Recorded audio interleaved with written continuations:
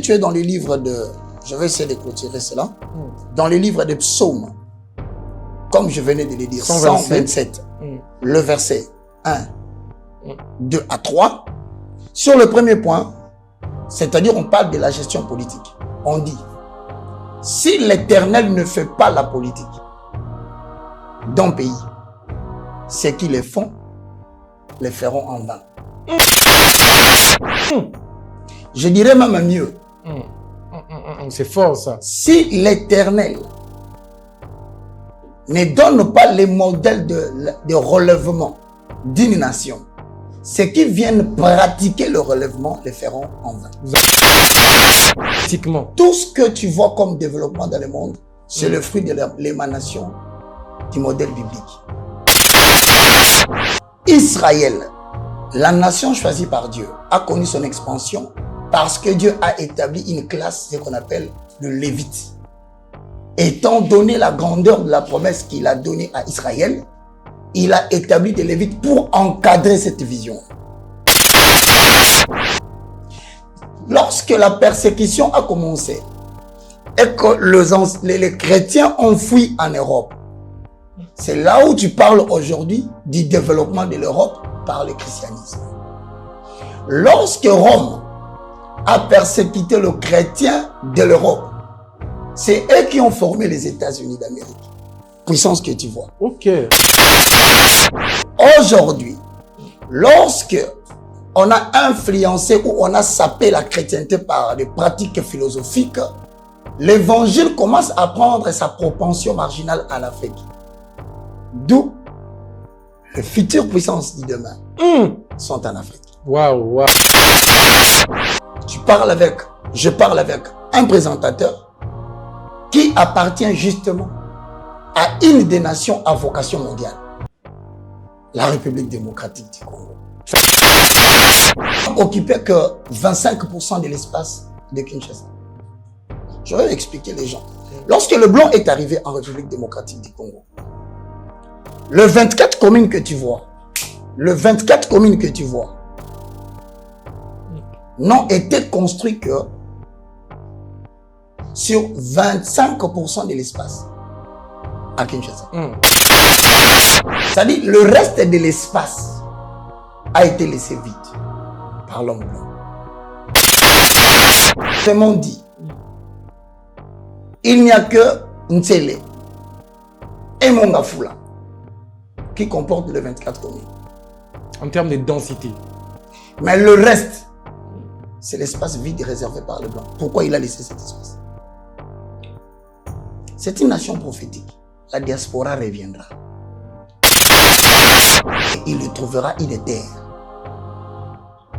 en tant que structure d'accueil lorsque les puissances connaîtront leur mutation.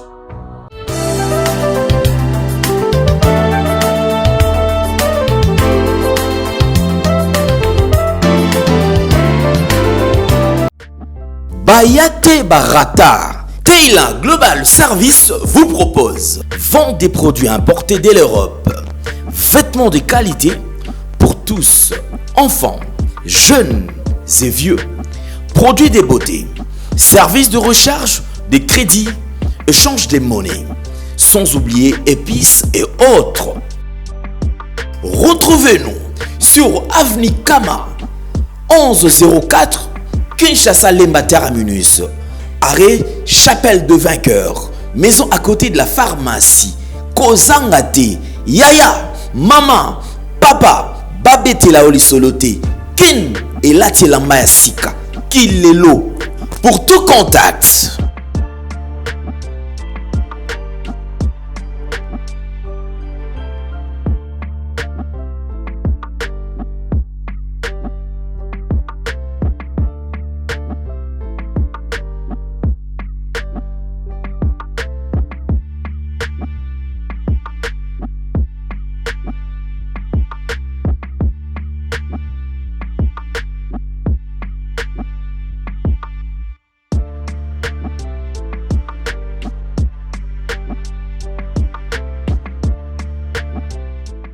La chance existe, oui, mais il faut la provoquer, il faut la tenter. Emmanuel Macron, mesdames, messieurs, très heureux d'être avec vous pour les comptes, bien sûr, de cette émission dénommée Touche à tout. Vous êtes à plus de 450 000 personnes en train de nous suivre sur Internet. Le plaisir est pour nous, mesdames, messieurs. Merci de nous avoir fait confiance pour ce travail. Alors, aujourd'hui, mesdames, messieurs, je ne sais pas s'il faut que je vous laisse 30 secondes pour appeler toute la famille pour suivre cette émission. Je reçois pour vous le docteur, oui, je l'appelle docteur parce qu'il a mis en place toute une université ici à Kinshasa et bientôt à Paris, l'UFC justement, l'université de la foi chrétienne. Il est dans son actif évangéliste et prophète, fidèle de cette émission. Il s'appelle Roger Baka, à qui je reçois avec tout honneur. Bonjour, docteur, professeur, évangéliste, prophète. Tout ça dans un seul homme. Comment vous vous sentez? Je ne suis pas un homme libre, camarade. Mesdames et messieurs, c'est le moindre de tous, le plus petit de tous les serviteurs de Dieu, mais commis pour la restauration des valeurs spirituelles. Que le Seigneur vous bénisse. J'espère que vous allez trouver une édification profonde au travers de cet entretien que nous allons encore vous proposer avec l'excellent Arnold Etiani.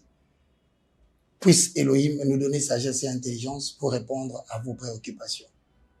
Merci. Merci encore une fois de plus d'avoir accepté notre invitation. Alors, attachez vos ceintures, mesdames, messieurs, parce que là, on va décoller. On va prendre tous les sujets d'actualité. Vous êtes déjà amoureux de cette émission, vous connaissez comment on fonctionne. On touche à tout, justement. Mais avant tout, on pose les bases, justement, avec le docteur Roger Baka, que je surnomme actuellement le pape des églises de Réveil. Wow. Alors, notre thème d'aujourd'hui, c'est entre le pouvoir spirituel et l'État. Quel est le pouvoir qui doit dominer ou qui doit primer sur l'autre? Alors, nous sommes avec l'évangéliste Roger Baka. À l'époque, on parlait de la théocratie. Exact. Le pouvoir qui émane de Dieu. Exact. Alors, après quelques siècles, vous êtes scientifique, vous comprendrez avec moi que nous avions basculé vers la démocratie, le pouvoir du peuple, et dans plusieurs systèmes politiques qui existent aujourd'hui. Mais, est-ce qu'aujourd'hui, quel est le pouvoir qui doit dominer sur l'autre? C'est le pouvoir spirituel ou c'est le pouvoir de l'État, justement, ou de particuliers qui doit dominer, qui doit réguler, puisque nous sommes des hommes d'église, qui doit réguler la spiritualité. Quand je parle de la spiritualité, je prends les églises, je prends tous les courants. Quel est le pouvoir qui doit dominer sur l'autre et pourquoi? Merci beaucoup, très cher Arnold. D'entrée de jeu, la réponse est claire, limpide. C'est le pouvoir spirituel qui doit l'emporter sur le pouvoir politique. Pourquoi? Pour la simple raison que, d'après les origines, tu viens d'ailleurs de l'évoquer, dans l'Ancien Testament, si nous partons du moins dans l'option selon laquelle l'homme est le fruit de la création, donc je prendrai mes bases sur le plan biblique parce que c'est le Créateur qui peut nous indiquer le mode opératoire, comment il a commencé, où en sommes-nous et qu'est-ce que nous attendons après. Dans l'Ancien Testament, nous avions 3 pouvoirs, surtout dans les systèmes religieux. Nous avions 3, si nous prenons du moins Israël comme notre modèle, hein, la nation modèle, nous avions premièrement ce que nous appelons le pouvoir en termes d'onction.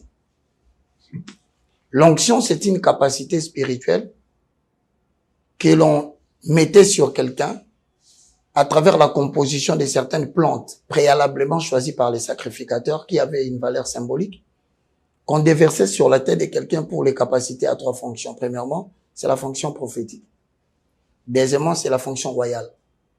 Troisièmement, c'est la fonction sacerdotale. Donc, ça veut dire que si nous disons que c'est l'onction prophétique, c'est-à-dire c'est le prophète qui établit le roi. Wow. Donc, le roi n'établit pas le prophète. C'est le prophète. Non, reprenez cette phrase-là. C'est-à-dire, ce n'est pas le prophète ce n'est pas le roi qui établit le prophète. Mais c'est le prophète qui établit le roi. Extraordinaire. Le prophète est chargé de l'éditorial spirituel. Exemple. Le prophète entre dans le conseil secret de Dieu. Il ramène... Là, vous parlez d'un vrai prophète. Hein? Oui, je suis dans la conception d'Israël. Je suis pas dans les nations. Donc, le prophète entre en contact avec Dieu. Perçoit des signaux qu'il établit en termes de direction, en termes de plan, que le roi viendra exécuter. Le roi peut avoir une vision personnelle, mais il doit se laisser guider par le prophète. Pour appuyer ce que tu dis, j'aimerais que nous puissions visiter le livre de la divinité. On commence par le livre des psaumes. Car moi, j'aime bien que nous puissions évoquer les références bibliques. Parce que c'est ça l'absolu. Les gens peuvent douter ce que je dis, mais ils ne douteront pas de ce que la Bible dit. Voilà, je vais poser le fondement. Je suis dans Psaume chapitre 127. À la question de savoir, entre le pouvoir spirituel et le pouvoir politique, qu'est-ce qui doit venir avant? Voici la réponse. Psaume 127, le verset 1 à 3. Ce sont des cantiques de degrés célébrés par celui qu'on appelle Salomon ou Coëlin. Il dit ceci dans le verset 1. Si l'Éternel ne bâtit la maison, ceux qui la bâtissent travaillent en vain. C'est ça le plan politique, bâtir une ville. Ceux qui bâtissent physiquement, ce sont les dirigeants politiques physiques. Mais avant que les dirigeants politiques physiques puissent bâtir, ils doivent avoir un modèle selon la montagne. Voilà pourquoi il fait dire à Moïse, en tant que bâtisseur physique, tu construiras ou tu bâtiras le tabernacle selon le modèle que tu as vu à la montagne.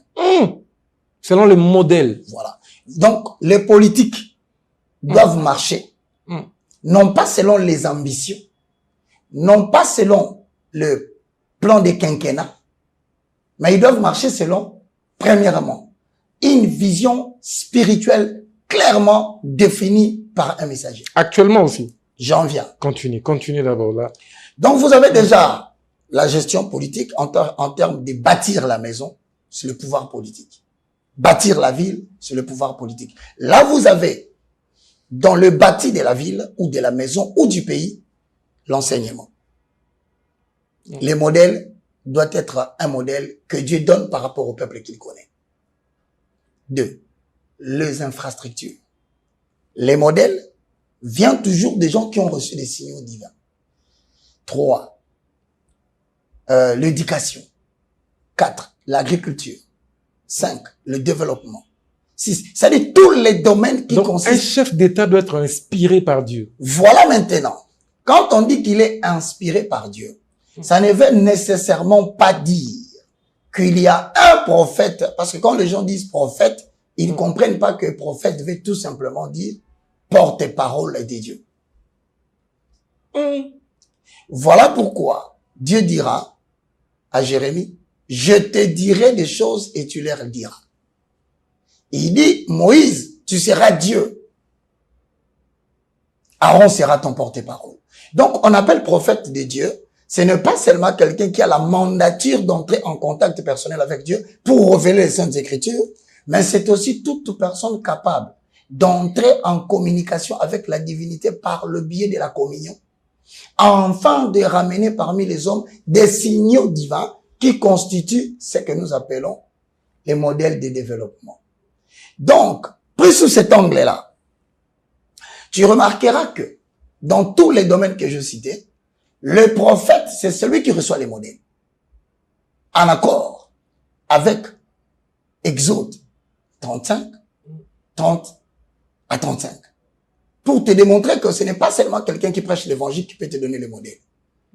Mais c'est aussi quelqu'un à qui Dieu a donné un talent et un modèle. Voilà dans Exode 35, 30, il dit, Dieu dit à Moïse, construis pour moi les tabernacles. Donc, on ne parle pas du prophète dans le sens des porte-paroles, des fondements établis par Dieu. Mais on parle du prophète en tant que la personne qui reçoit les modèles. C'est-à-dire, lorsque tu es dans les livres de, je vais essayer de clôturer cela, dans les livres des psaumes, comme je venais de le dire, 127, le verset 1, 2 à 3. Sur le premier point, c'est-à-dire on parle de la gestion politique. On dit, si l'Éternel ne fait pas la politique d'un pays, ceux qui les font, les feront en vain. Je dirais même mieux. C'est fort ça. Si l'Éternel ne donne pas les modèles de relèvement d'une nation, ceux qui viennent pratiquer le relèvement les feront en vain. Vous avez des références des pays qui ont réussi parce que l'Éternel a donné un modèle. Politiquement. Tout ce que tu vois comme développement dans le monde, c'est le fruit de l'émanation du modèle biblique. Israël, la nation choisie par Dieu, a connu son expansion parce que Dieu a établi une classe, ce qu'on appelle le Lévite. Étant donné la grandeur de la promesse qu'il a donnée à Israël, il a établi des Lévites pour encadrer cette vision. Lorsque la persécution a commencé et que les chrétiens ont fui en Europe, c'est là où tu parles aujourd'hui du développement de l'Europe par le christianisme. Lorsque Rome a persécuté le chrétien de l'Europe, c'est eux qui ont formé les États-Unis d'Amérique. Puissance que tu vois. Ok. Aujourd'hui, lorsque on a influencé ou on a sapé la chrétienté par des pratiques philosophiques, l'évangile commence à prendre sa propension marginale en Afrique. D'où les futures puissances du demain sont en Afrique. Waouh. Et tu parles avec un des sujets, je parle avec un présentateur qui appartient justement à une des nations à vocation mondiale. La République démocratique du Congo. Ça a une place prophétiquement. Peut-être que les gens en parlent, mais ils ne savent pas. Je vais te dire quelque chose de très important. Tu sais que 24 communes de Kinshasa n'ont occupé que 25% de l'espace de Kinshasa. Je vais expliquer les gens. Lorsque le blanc est arrivé en République démocratique du Congo, le 24 communes que tu vois n'ont été construits que sur 25% de l'espace à Kinshasa. C'est-à-dire, le reste de l'espace a été laissé vide par l'homme blanc. Où voulez-vous en venir? Autrement dit, il n'y a que Ntsele et Mongafula qui comportent les 24 communes. En termes de densité. Mais le reste, c'est l'espace vide réservé par les Blancs. Pourquoi il a laissé cet espace? C'est une nation prophétique. La diaspora reviendra. Et il y trouvera une terre en tant que structure d'accueil lorsque les puissances connaîtront leur mutation. Nous nous approchons. Pour ne pas aller loin. Question toujours, mesdames et messieurs. Entre le pouvoir spirituel et le pouvoir politique, qu'est-ce qui prime? Nous venons de découvrir que c'est le pouvoir spirituel qui a de l'ascendance sur le pouvoir politique. Je continue.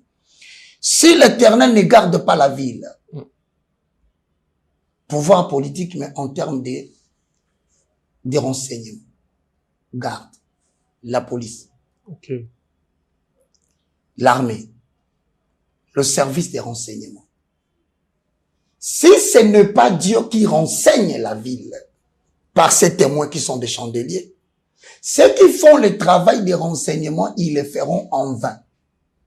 D'où nécessité que ceux qui travaillent dans les renseignements ne se contentent pas de l'analyse des renseignements en termes de formation académique, mais qu'ils y ajoutent le renseignement sensoriel et spirituel. Qu'aujourd'hui l'Amérique a intégré dans ses services de renseignement. Ce sont des gens comme Élie qui ont la capacité de dire au service des renseignements, dites au roi de ne pas se diriger vers telle montagne parce qu'on place là de l'embuscade. Ça s'appelle analyse sensorielle spirituelle. Les gens comme ça existent dans le service de renseignement. Mais en général, ils appartiennent à la classe des chrétiens.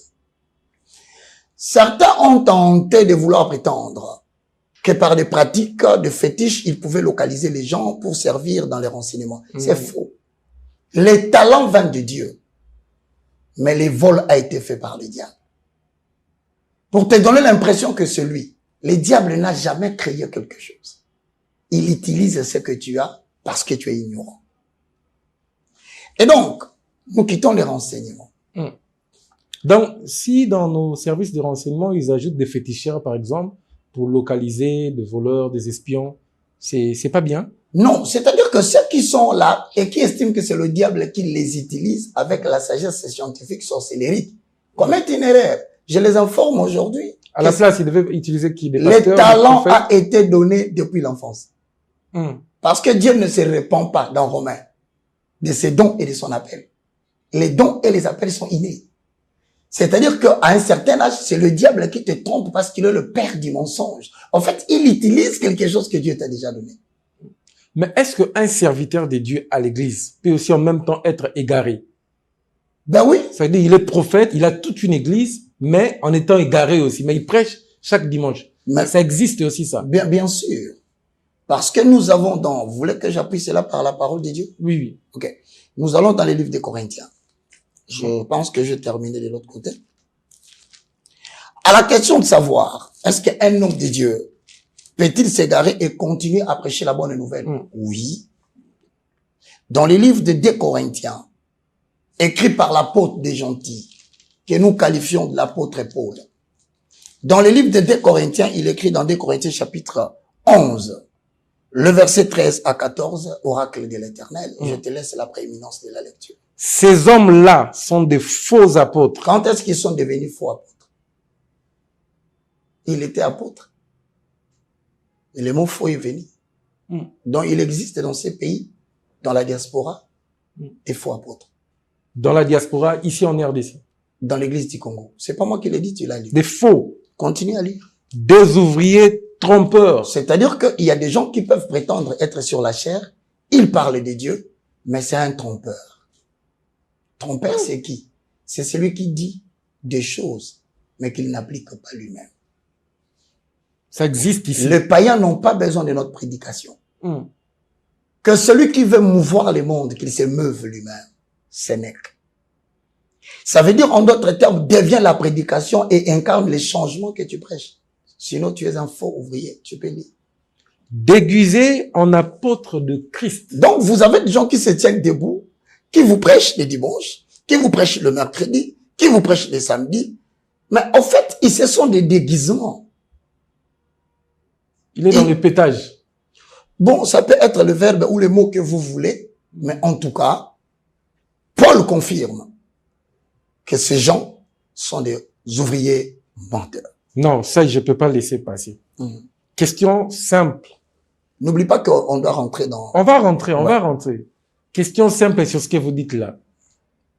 Est-ce que vous avez déjà personnellement vu une église ici en RDC auquel le prophète ou l'apôtre s'est égaré, vous-même personnellement? Merci mais beaucoup. Il traîne des foules jusqu'aujourd'hui. Merci pour la question. Elle est très tendancielle parce que ça va évoquer les subjectivités. Ce qui risque, dans mon nouveau rôle, dans mon nouveau mandat, en tant que restaurateur de valeurs spirituelles, si c'était polémique. Mais je vais répondre autrement à votre question. 2 Corinthiens chapitre 10, ou bien j'ai pris 2 Corinthiens chapitre 11, le verset 4. Je te laisse comme ça, au lieu de détecter les individus, de créer des sensibilités, je te prie de détecter le message à la place du messager. Car, virgule, si quelqu'un vient vous prêcher un autre Jésus. C'est simple, il y en a beaucoup ici qui vous parlent de Jésus, mais de manière générale, ils vous présentent Jésus, mais en cachette, c'est autre chose. C'est la franc-maçonnerie. C'est la Kabbalah juive. C'est autre chose. C'est-à-dire, ce n'est pas parce que quelqu'un t'a dit Jésus qu'il parle réellement de Jésus-Christ de Nazareth. Donc, la Bible le reconnaît. Je voudrais que tu lises. Très bien. Car si quelqu'un vient vous prêcher un autre Jésus, que c'est lui que nous avons prêché, virgule. Ou si vous recevez un autre esprit, que c'est lui que vous avez reçu. Vous pouvez vous agiter à l'église, soi-disant qu'il y a l'onction dans la salle. Mais qui vous dit que l'esprit que vous recevez là, c'est l'esprit que Christ nous a donné? Oh non, c'est-à-dire que dans l'assemblée des saints, nous on prie, mais il peut y avoir la manifestation des démons et ils vous remplissent comme un Saint-Esprit. Il y a même des gens qui peuvent prophétiser dans la salle. À l'église. Remplis par des démons. Il y a même des pasteurs qui peuvent vous prêcher, serviteurs du diable. Ils prophétisent même, mais remplis par des esprits des pythons, par des esprits des lions, par des esprits des animaux, des anathèmes et d'autres philosophies que Colossiens interdit. Mais ça contredit pas justement la Bible. La présence du Christ et l'absence totale de l'ennemi du diable. L'absence totale du diable, c'est en termes de Ésaïe chapitre 60, le verset 1 à 2. Ça veut dire, je paraphrase. Lève-toi, sois éclairé, car ta lumière arrive. Voilà Dieu. Dieu, c'est la lumière. Voici les ténèbres couvrent la terre. L'obscurité couvre le peuple. Mais pourquoi la Bible utilise deux notions, deux mots qui parlent seulement de ce qui est noir? Les ténèbres, c'est noir. L'obscurité, c'est noir. Mais on dit, dans l'introduction, car ta lumière arrive. Quand vous dites l'absence totale du diable, vous pensez que c'est un monsieur avec des cornes. Voilà comment la Bible dit dans le livre de Jean, chapitre 6, le verset 63. Tout ce que je vous ai dit est esprit et vie. La chair ne sert de rien. Arrêtez d'attribuer au diable une personnalité physique qui existerait là, et quand vous les chasserez, il y aurait des êtres et des anges qui les chasseraient, qui partiraient. Ce sont des mensonges. Matthieu chapitre 22, le verset 29. Vous êtes justement dans l'erreur dans vos cultes, croyant que ce que vous dites, c'est ce qui se passe, parce que vous ne comprenez ni les Écritures, ni la puissance de Dieu. Prophète. Ça veut dire tout simplement, si vous voulez connaître la présence de Dieu parmi les hommes, la Bible dit que la parole de Christ habite en vous abondamment. Ce qui doit habiter en abondance, ce ne sont pas ce que vous appelez manifestations. Ce n'est pas les kilobites des gens qui tombent en syncope. Ce ne sont pas des chaises qui se cachent. C'est la parole qui doit habiter en abondance. Et lorsque la parole habite en abondance, c'est là où tu peux maintenant dire. Mais si la source est mauvaise, comment la parole va habiter en nous en abondance? Tu peux tout copier. Tout. Sauf la présence du Saint-Esprit. Prophète, vous les reconnaîtrez par leurs œuvres. Nous ne sommes pas encore dans touche à tout. Oui, je vous laisse continuer. Je reviens pour te dire, l'illustration de ce que tu dis, ça peut étonner les gens quand j'affirme ça. Mais regarde-moi les livres de Actes des Apôtres. Béni soit le Saint d'Israël. Chapitre 16, le verset 16. Acte 16, verset 16. Comme nous allions au lieu de prière. Est-ce qu'ils se sont rendus aux boîtes? Non. Est-ce qu'ils sont allés dans la maison des magiciens? Non. Ils se sont rendus vers le lieu de prière. Comme l'armée de l'Éternel. Wow. Je salue le général Sonika Fota Rockman. Comme ministère Amen. Je salue l'apôtre Léopold Mutombo papa. Je salue la foi audacieuse, la foi Moi, je dors avec la photo de papa Léopold Mutombo. Ça dépend de ta foi. Moi, je dors avec la photo de Jésus-Christ de Nazareth en termes des Écritures. Parce qu'un jour, Mutombo dormira. Un jour, Sony dormira. Mais celui qui est avec moi ne dort ni ne sommeille. Voilà pourquoi je l'ai choisi. Sa photo, je ne l'ai pas imprimée sur mon corps. Car Jean 6 et 63 dit, la lettre ne sert de rien, c'est l'esprit qui vivifie. Tout ce que je vous ai dit est esprit et vie. La photo, c'est de l'image. Mais l'esprit n'a ni sang, ni chair. Il y a des témoignages. Beaucoup de personnes dorment avec des photos de papa. De la même façon, les gens ont témoigné sur Nostradamus. Ils ont dit Nostradamus a fait de miracles. Ce qui compte pour nous, ce n'est pas le miracle. Parce que si le miracle était indispensable, comme les gens le disent, alors la décimologie est la méthode pour laquelle Dieu envoie les miracles, conduira beaucoup de gens en enfer. Voilà pourquoi Christ dit, malheur à toi Bethsaïda, malheur à toi Chorazin, parce que le miracle qui a été fait en toi, Si ces miracles ont été faits en Sodome et en Gomorrhe, cette ville existerait. En fait, la décimologie des miracles, c'est pour produire la repentance et la sincère conversion. Vous dites que vous avez vu beaucoup de miracles. Avez-vous changé votre comportement? Le châtiment de Dieu sera sans pardon. Parce que le miracle vient confirmer le message qu'on a prêché. Celui qui se répand pour avoir écouté la parole fait mieux.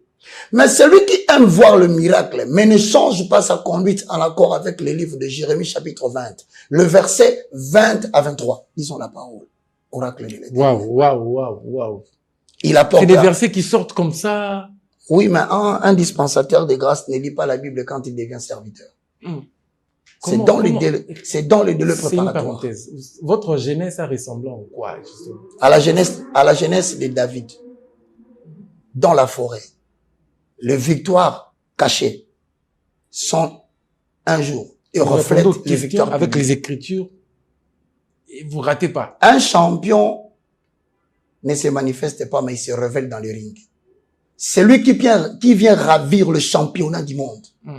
À un combattant qu'on connaît, dont on a les CV, ça n'a jamais été quelqu'un qu'on connaît. Il vient toujours de la forêt. On ne sait jamais comment il était. Mais là, dans le délai préparatoire, il s'est battu avec les lions. Dans le délai préparatoire, il s'est battu avec l'ours. Et au temps convenu, Dieu le fait apparaître et le révèle. Donc, ça veut dire que je dis à tous ceux qui me suivent à la maison, n'arrêtez pas de multiplier des prières en langue à la maison.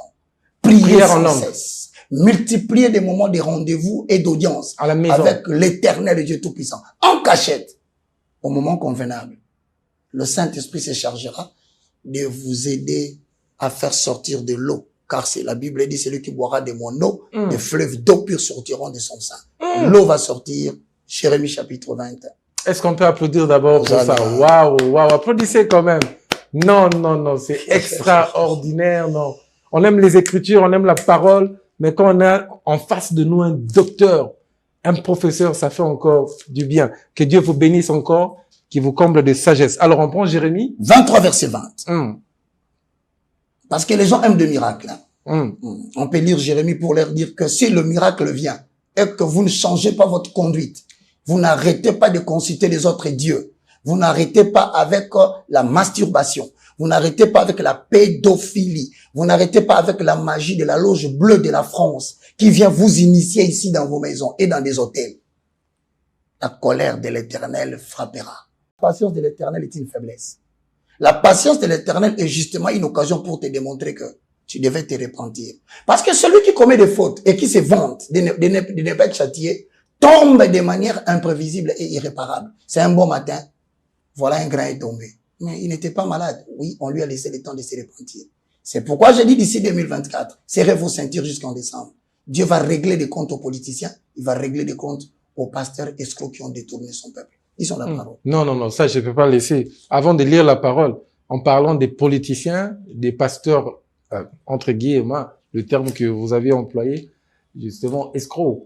On va justement prendre Jérémie 20, 23. Jérémie 23, 20. On va prendre ça, mais en parlant de votre prophétie, justement, qui fait aussi le tour du monde actuellement, je vais marquer une pause. Excusez-moi, mesdames, messieurs, je vais marquer juste une pause pour vous montrer une image et on va commenter un tout petit peu et puis on va revenir sur les Écritures, justement.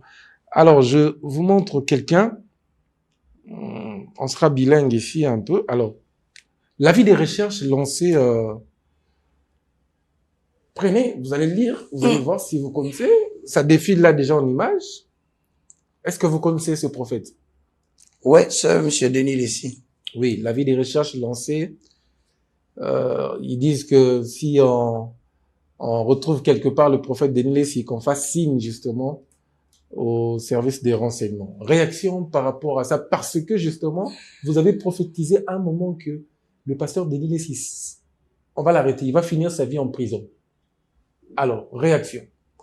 Bon, je vois ici, en accord avec l'article 160, 74, 75 CPL code 2, en cas de sa découverte, donc je lis, l'intéressé est poursuivi de chef de menaces d'attentat, d'injures publiques et d'imputation dommageable, prévues par des éléments après. Donc, La loi a prescrit un certain nombre de chefs d'accusation contre lui. Et je pense que, tout bonnement, qu'il ne nous est pas permis de commenter les arrêts de la justice.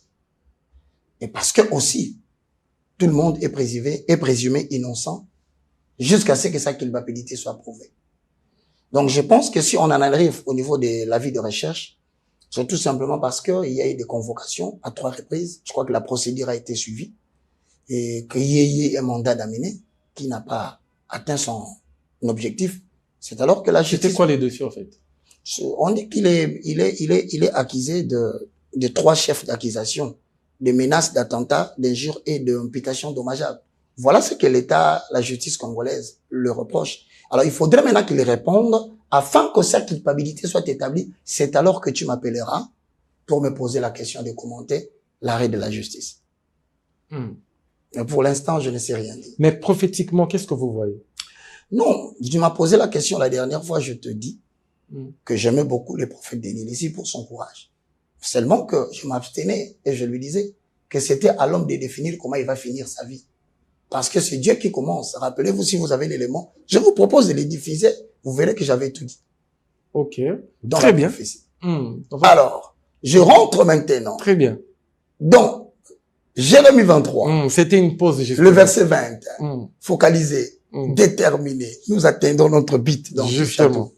Alors, on lit la parole pour vous dire que si les gens aiment le miracle, ce n'est pas mauvais. Mais ils ne devaient pas se focaliser sur le miracle.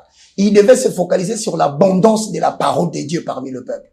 Car Dieu ne prend en charge que sa parole. Jérémie chapitre 1, le verset 11 à 12. Jérémie, que vois-tu? Il dit, Seigneur, je vois une branche d'amandier. Il dit, tu as bien vu. Parce que je ne suis pas derrière le miracle. Je ne suis pas derrière les prodiges.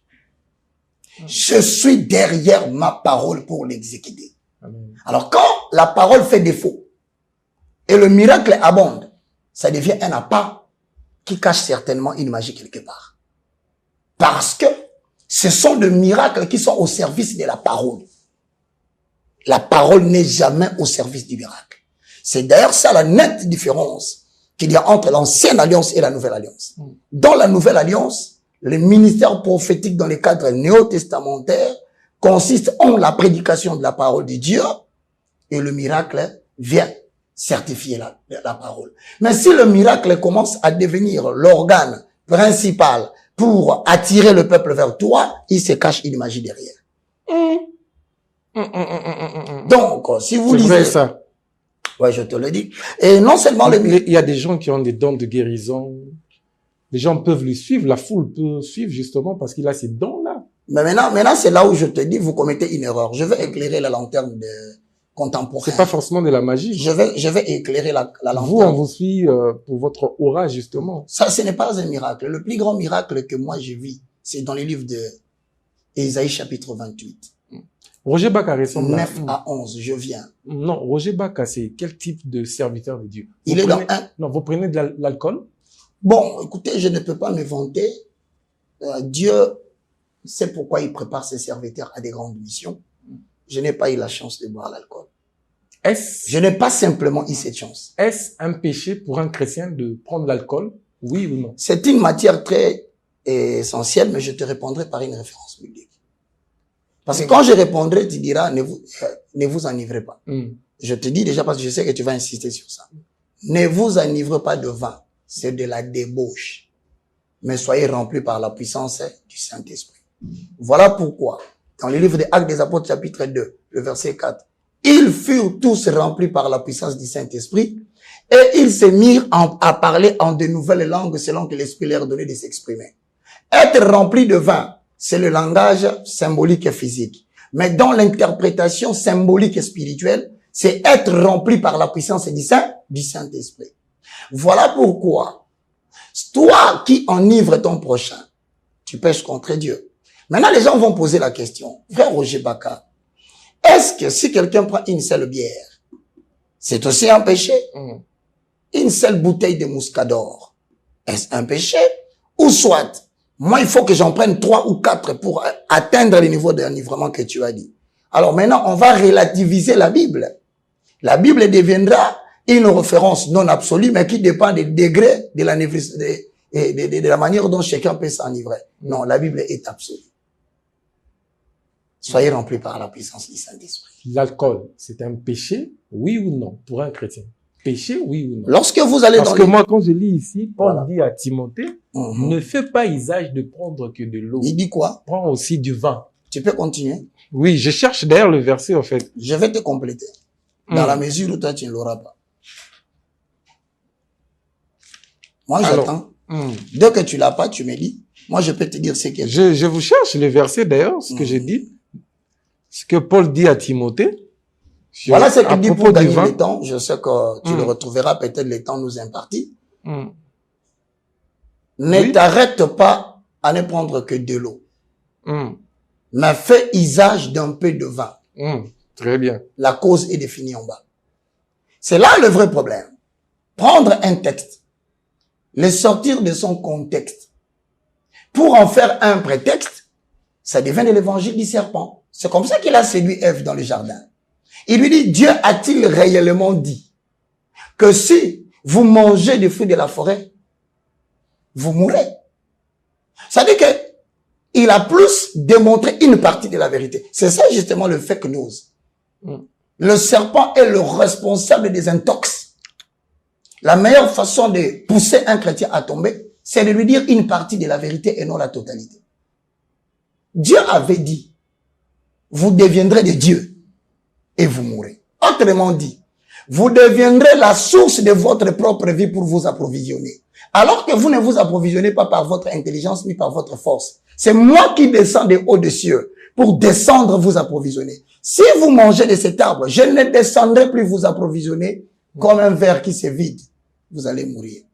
S'il avait expliqué comme ça, en tout cas, je pense qu'Ève allait réfléchir le par-dessus 2 fois avant de réagir. Mais je rentre dans ta question. Lorsque les gens disent qu'il a dit à Timothée, fais usage d'un peu de vin, mais il refuse de lire la suite. À cause de tes fréquentes indispositions. Timothée souffrait justement d'une maladie. Il avait des indispositions au niveau de son ventre. Ce qui le rendait incapable d'être permanent dans les services de l'apostolat prolongé en tant que délégué apostolique. Alors, Paul dit par révélation, par signaux divins, que fais usage d'un peu de vin. Pourquoi? Complément circonstanciel de but pour régler ton problème d'indisposition. Maintenant, la question se pose. Est-ce que Arnold a des problèmes d'indisposition? Non. Baka a des problèmes d'indisposition? Non. Pourquoi vous voulez prendre de l'alcool? Matthieu, je prends encore Matthieu pour qu'on chute sur ça. Il y avait plus de vin et Christ. Je suis pas évangéliste, c'est comme vous, hein. Je n'aurai pas de référence à tout moment. Je sais que vous êtes très fort avec les Écritures. Christ lui-même transforma l'eau en vin. Alors, ici, vous nous dites, avec beaucoup de sagesse, que prendre du vin, c'est pas bien pour un chrétien. Noces de Cana. Matthieu chapitre 2. Moi, je te permettrai parce que c'est ma profession de parler de Dieu. Justement. Je te dirai et que les gens ne t'en tiennent par rigueur. Exactement. Tu fais bien ta profession de bien poser les questions. Mais moi, ma profession, c'est de répondre par il est écrit dans la parole de Dieu. Ne m'en tenez pas trop rigueur. Moi-même, je t'en tiens par rigueur. Et je demande à la population de ne pas t'en tenir rigueur. Parce que je suis déjà coté par rapport à ce que je dis, et toi, tu es coté par rapport aux questions que tu poses. Justement. Je peux te rassurer que l'opinion est très, très, très contente de toi. Ah, merci beaucoup. Et tu dégages de l'intelligence inégalable. Merci beaucoup. De tout ce que j'ai rencontré, tu n'es pas le moindre. Amen. Donc, dans Jean chapitre 2, c'est là où on parle de... La fête de Cana. Ok. Christ transforma l'eau en vin. Jean chapitre... Vin enivrant. Jean chapitre 6. Le verset 63. On peut lire.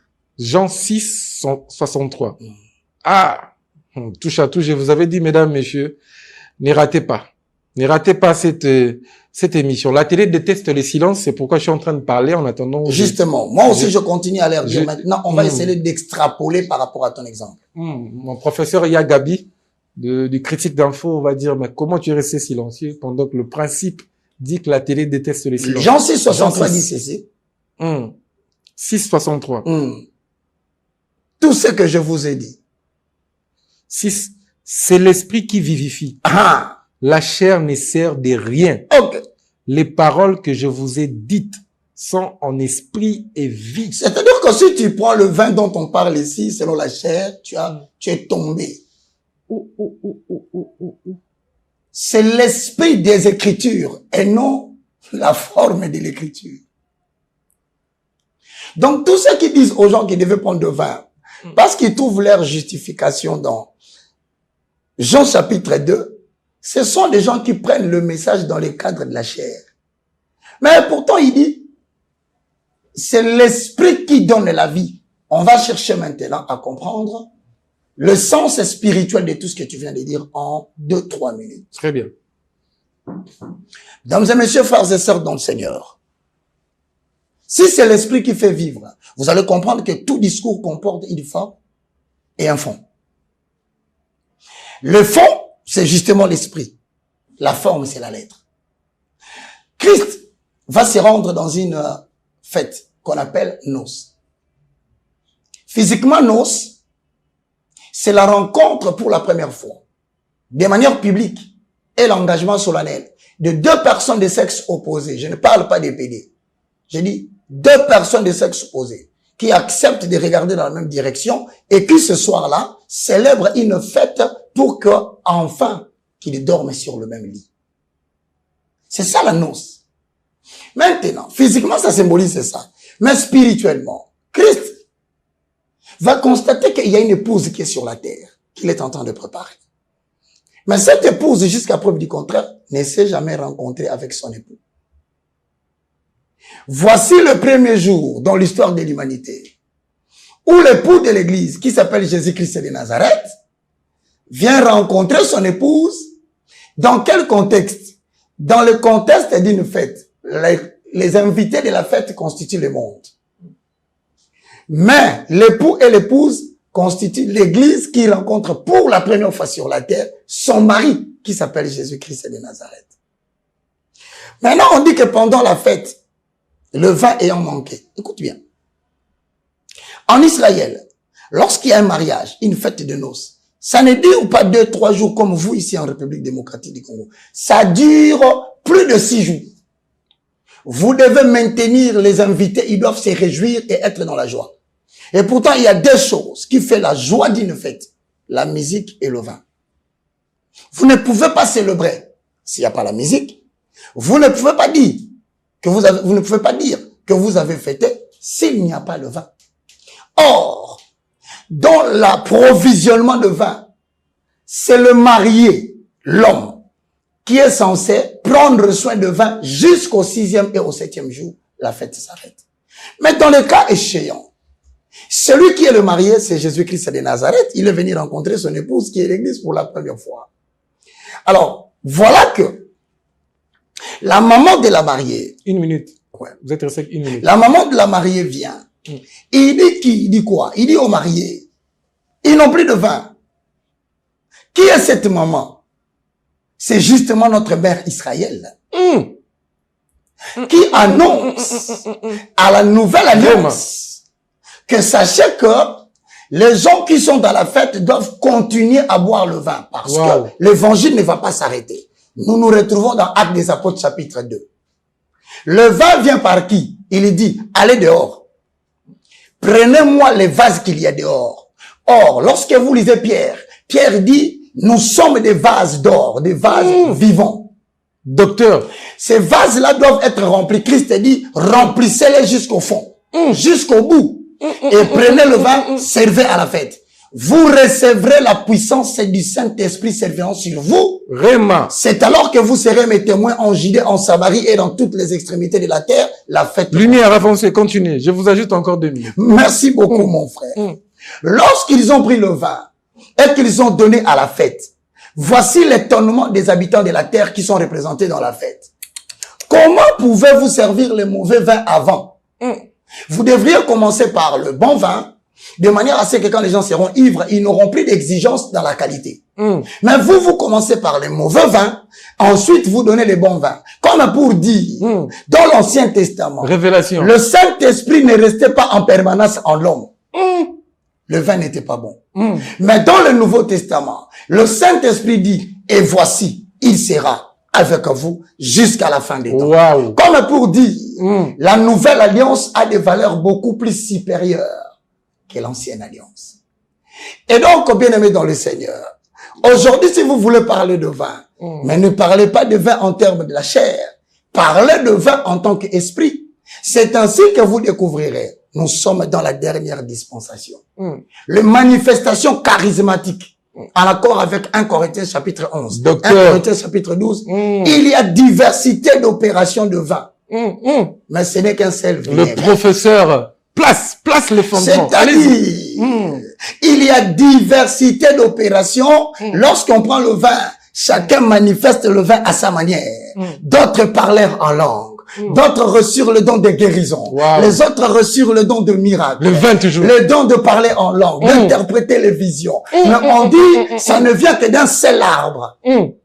Saint-Esprit le paraclet. Le communicateur indispensable de la grâce. Et quand les gens voudront faire la confusion entre le miracle et le don de guérison, je leur dirai, c'est deux opérations différentes.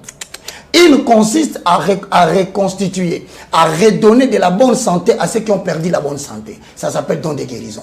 Donc quand tu imposes la main sur quelqu'un, en accord avec Marc au chapitre 16, le verset 16 à 17, je paraphrase. Voici le miracle qui accompagneront tous ceux qui auront cru en moi. Or, celui qui croit en Dieu, c'est celui qui croit à celui à qui on appelle la montagne frappée. Or, si tu frappes la montagne ou les rochers, il en sortira de l'eau. Celui qu'on a frappé Jésus, en le recevant, il nous apporte de l'eau. Cette eau constitue le Saint-Esprit, le paraclet, le communicateur, le capacitaire, celui qui appelle à l'existence des choses qui n'existent pas. Mais le miracle n'est pas la guérison par l'imposition de main. Le miracle, c'est la capacité de jouer sur les éléments de la nature. Profitez, priez pour quelqu'un qui est malade, qui nous suit. Je proclame que rien que Paul prêchait. Il y avait des gens qui étaient restés scotchés en train de le regarder. Il n'a pas imposé le main. Mais la Bible en elle-même, elle a une parole qui est capable, elle est puissante, rendue multifonctionnelle par la vertu de Dieu. Nous renversons les forteresses. Amen. Dans le nom de Jésus, à travers cette onction qui se dégage à travers le média, je proclame que tu ne mourras pas, tu vivras. Au nom de Jésus. Tu raconteras le merveille de l'Éternel. Je confesse que toi, il est temps pour toi d'arrêter de fuir tes adversaires. Amen. Psaume 23 va s'accomplir dans ta vie. L'Éternel va établir une table entre toi et tes adversaires. Maintenant, vous mangerez ensemble. Il prend sa part, il respecte ta part. Il est temps que ta tunique ne soit plus abandonnée par la fuite. Joseph abandonna la tunique parmi ses frères. Joseph abandonna sa tunique dans la maison de Potiphar jusqu'à ce que Pharaon le fit porter une nouvelle tunique qu'il n'abandonna jamais. Je prie que politiquement, Amen. Économiquement, scientifiquement, que Dieu te fasse porter une tunique. Je reçois. Qui t'amènera dans le palais royal. Je reçois. Et on verra de nouveau la différence. Amen. Entre ceux qui servent l'Éternel et ceux qui ne le servent pas. Entre ceux qui parlent la langue commencent à parler la langue déjà, parce que la dimension que cette émission a pris, que ceux qui parlent la langue parlent la langue. Aïe, et lorsque j'ai prophétisé sur toi, je n'ai pas parlé de choses que tu as vues. Je n'ai pas parlé de choses que tu as entendues. Je n'ai pas parlé de projets qui sont déjà dans ton cœur. Je cours dans 1 Corinthiens chapitre 2, le verset 7 à 9. Je dis à un orphelin, je dis à une veuve, je dis à un garçon qui n'a pas de parents, nous prêchons la sagesse mystérieuse et cachée de Dieu. Sagesse qu'aucun chef de ce monde n'a connue. Parce que s'ils avaient connu cette sagesse, Vraiment? ils n'allaient pas crucifier Jésus-Christ, le roi de gloire. Les choses pour lesquelles je prophétise pour toi, ce sont des choses que ton oreille n'a jamais entendues. Ce sont des choses qu'elle n'a jamais vues, des projets qui ne sont jamais montés dans les cœurs de l'homme. Voilà pourquoi je regarde quelqu'un qui vit dans une famille où on n'a jamais mis au monde. Comme Abraham, je dis, y a-t-il quelque chose qui puisse être grand devant les yeux de l'Éternel l'année prochaine? Abraham, je te visiterai et tu auras un enfant au double de ménopause de ta femme. Je proclame au nom de Jésus. Au nom de Jésus. Si tu me suis, si l'enfant est ton problème, je dis que les enfants sont une bénédiction qui vient de la part de l'Éternel. J'arrête ton année de stérilité. Reçois la provision d'avoir des enfants au nom puissant de Jésus. Au nom de Jésus. Waouh, waouh. Je parle de choses telles que pendant que ton père n'est pas roi, Pendant que ton père n'est pas assis sur le trône de la royauté. Et que c'est Saül qui est assis sur le trône. Qui est benjaminite.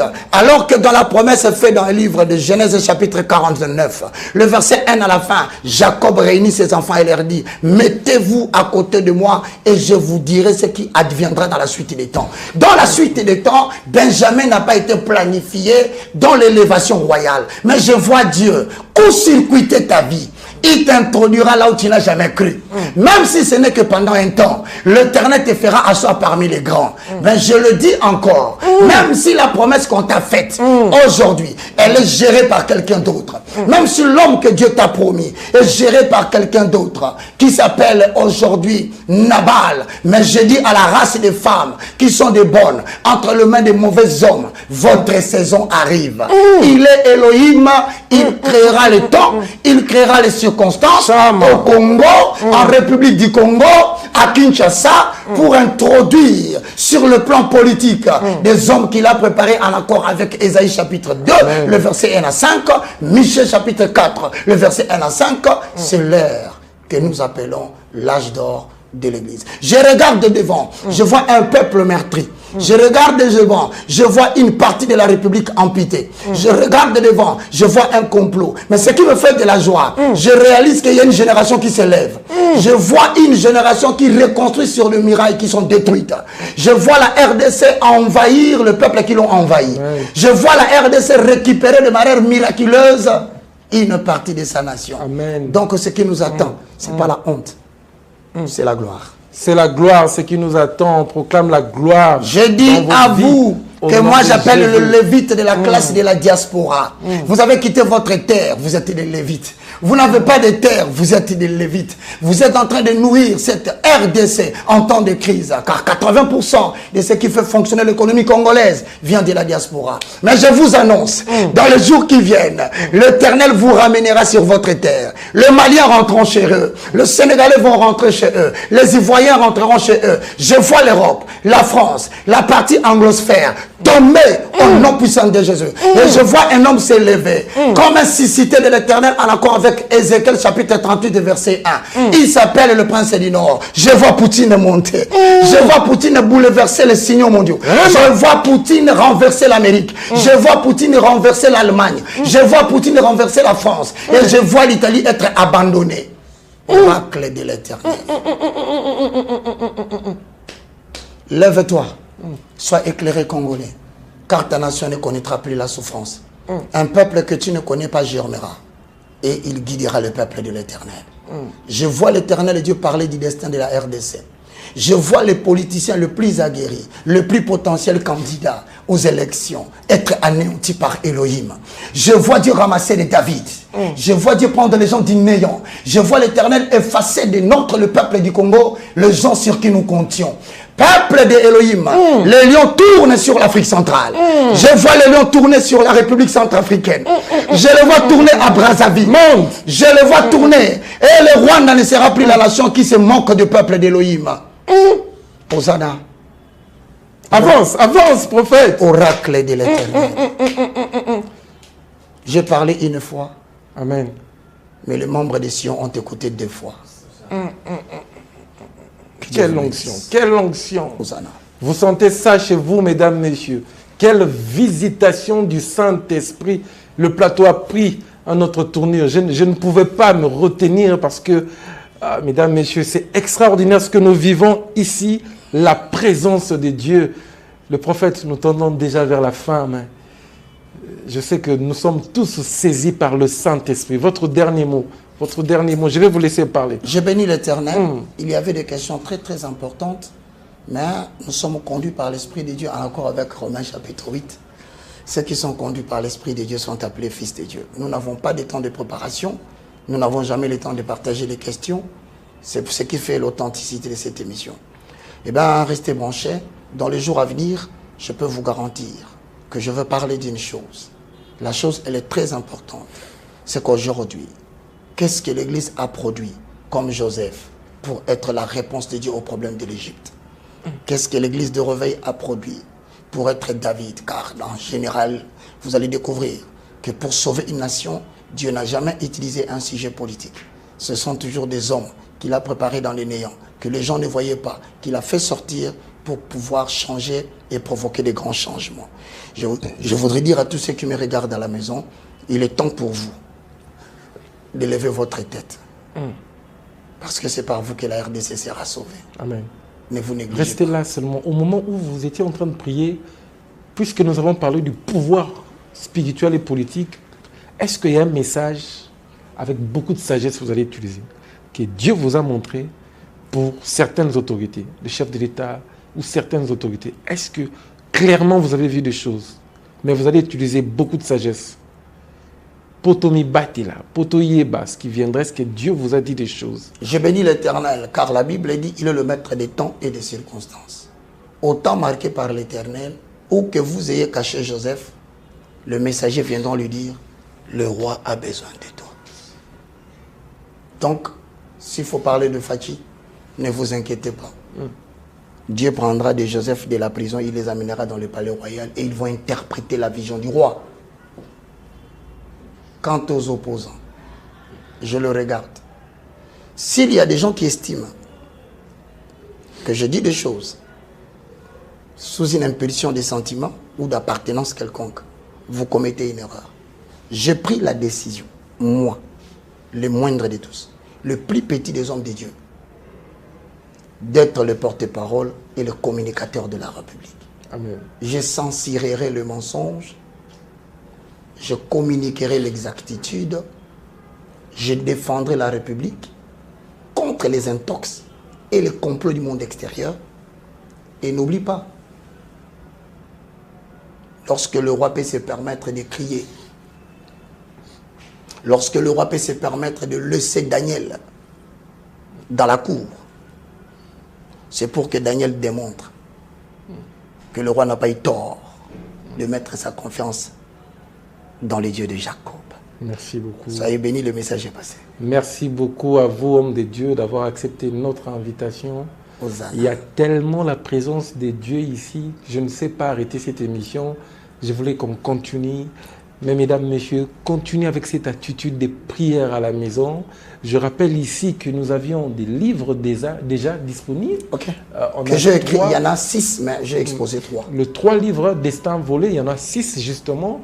La pensée élevée, la découverte de ce que l'on est, la découverte de ce que l'on a. 2e livre, la pensée élevée à la hauteur de Jésus-Christ. 3e livre, la maîtrise du facteur temps ou la loi de la planification. 4e livre, destin volé. 5e livre, voile déchiré. 6e livre, ces livres sont disponibles parce que je donne cours à l'IFC chaque mercredi. J'ai une université à Bandal, dénommée Université de la foi chrétienne.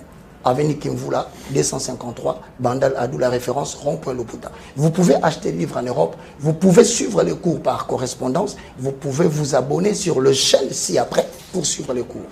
IFC, Sion et Roger Baka officiel. Si vous n'avez pas la maîtrise, les numéros de téléphone est donc le plus de 143. Appelez-nous pour commander. Oui, non seulement moi, mais vous aussi, vous pouvez passer la commande par Arnold.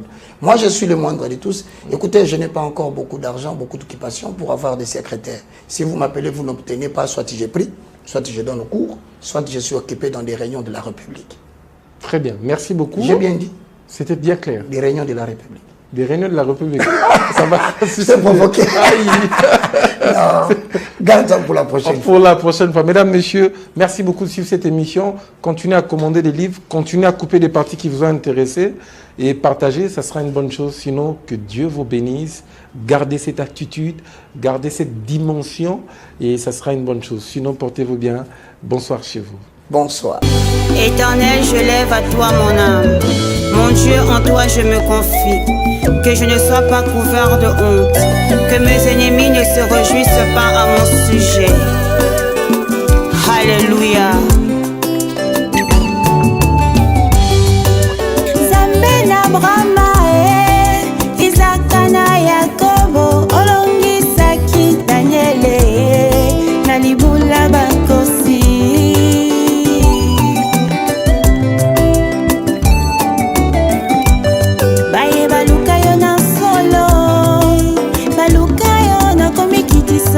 Omimoni sana bango, ponini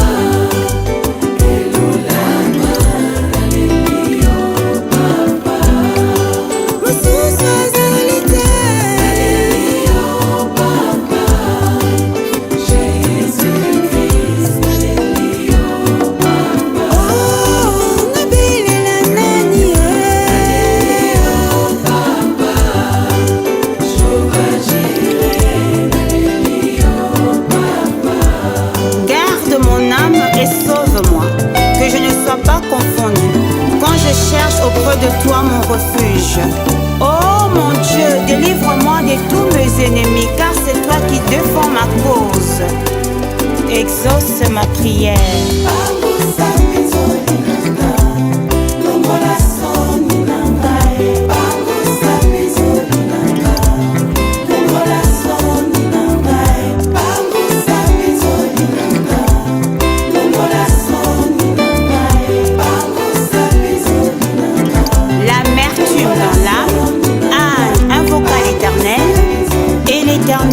Redonna le sourire à son visage, consola son cœur.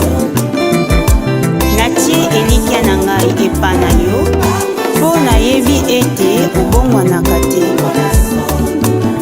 Pangwisa pinzoli na ngai,